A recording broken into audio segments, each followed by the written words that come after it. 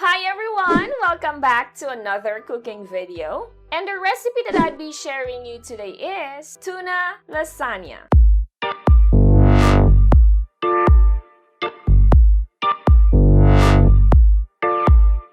Yes, that's right. So here it is, a new tuna recipe that you can prepare at home for Noche Buena. I'd say na ito yung pinaka-newest na version ng paborito ninyong lasagna. Because instead of using ground beef, gagamit tayo ng tuna flakes. Now of course, mas healthy and less expensive. And of course, to make this recipe even more delicious and special, gagamit tayo ng pinakabagong tuna in town, Mia Tuna. As I've mentioned before, Mia Tuna compared to other brand is less expensive, mas mura, pero kasing sarap. So it's like a good quality tuna in a can in a less expensive price. How about that? At yan din ang reason kung bakit isi-share ko sa inyo etong masarap at mas murang version ng tuna lasagna. And for this video, gagawa tayo ng bake at ng no-bake version. So if this is something that you wanted to learn today, please keep on watching. Here are the ingredients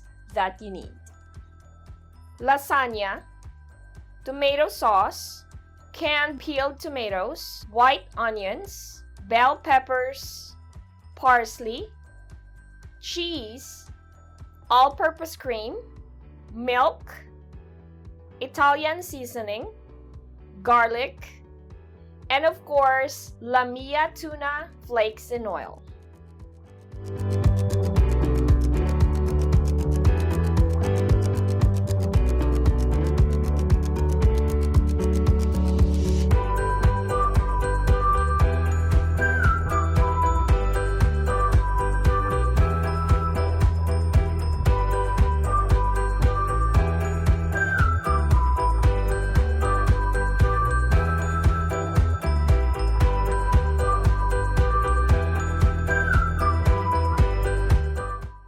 While we're waiting for our lasagna to cook, sa mga taga Iloilo, ang Mia Tuna is available sa tanan nga Iloilo supermarket branches.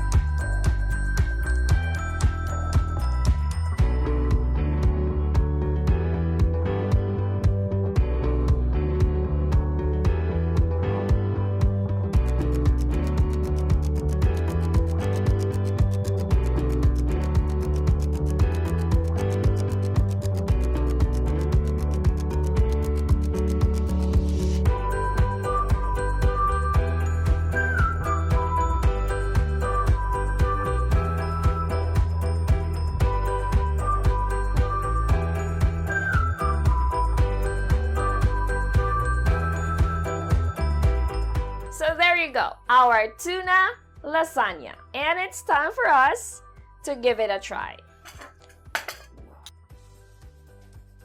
Like that.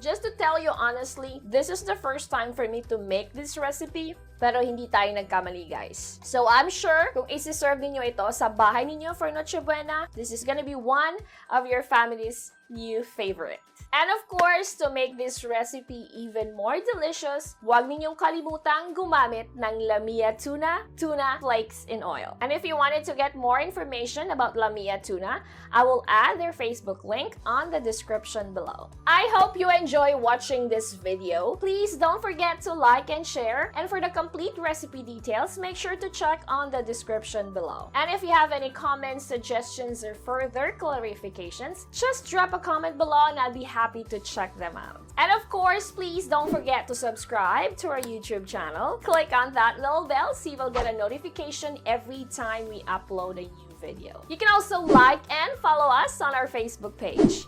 We are also on Instagram, Twitter, and Pinterest. And if you wanted to check out more recipe ideas just like this, make sure to visit our website, www.delishph.com. Thank you so much for watching, and I will see you on the next video. God bless everyone. Bye!